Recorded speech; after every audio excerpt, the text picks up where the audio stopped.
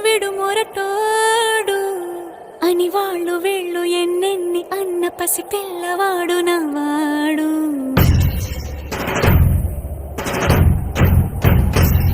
విడుముండోడు అని ఊరు వాడ అనుకున్న గాని మహారాజు నాకు నవ్వాడు.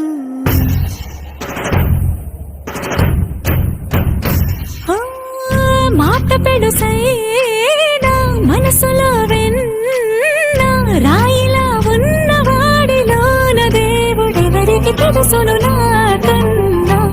సూసేకి అగ్గిరవ్వ మాదిరి